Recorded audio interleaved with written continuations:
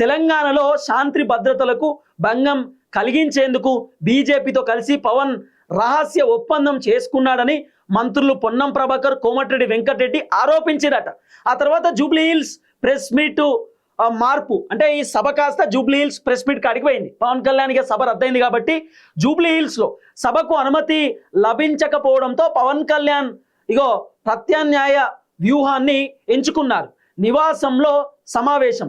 Hyderabad Jubilee hills లోని తన సొంత నివాసంలో మీడియా సమావేశం నిర్వహించాలని చెప్పి పవన్ కళ్యాణ్ నిర్ణయించారు. ట్విట్టర్ వేదికగా కౌంటర్ ఇచ్చిండు. కనీసం ప్రెస్ మీట్ పెట్టుకోవడానికైనా తెలంగాణ పోలీసులు అనుమతిస్తారని ఆశిస్తున్నాను అంటూ పవన్ కళ్యాణ్ సోషల్ మీడియాలో వ్యంగ్యంగా స్పందించారట.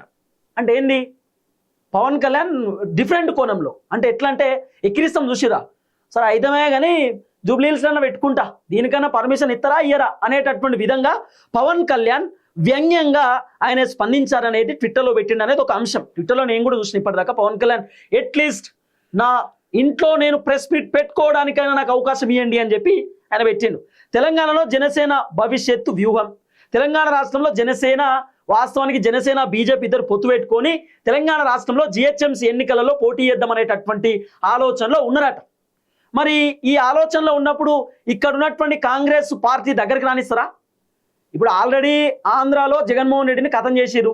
జగన్మోహన్ రెడ్డిని ఖతం చేసి 3 పార్టీలు బీజేపీ, టీడీపీ అట్లనే జనసేన, ఈ 3 పార్టీలు ఇక్కడ అధికారంలోకి వచ్చిన కూటమి.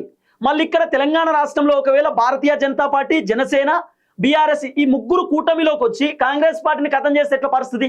అందుకే కాంగ్రెస్ వాళ్ళు ఎక్కడ కూడా యాక్సెప్ట్ చేస్తలేరు, దగ్గరికి రానిస్తలేరు.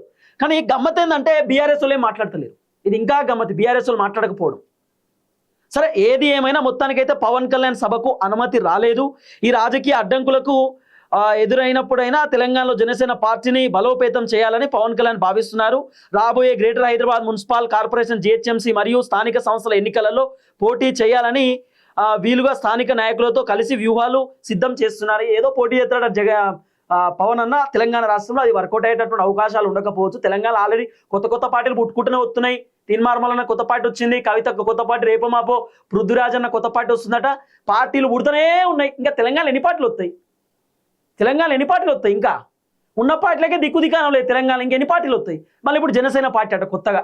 జనసేన పార్టీ తయారు చేసింది తెలంగాణలో, ఆంధ్రాకు పోయిండు. ఈ ఆంధ్రాలోనే ఉండాలి, మళ్ళీ తెలంగాణలో ఏం పని అని చెప్పి జనాలు చెప్తున్నటువంటి మాట. సరే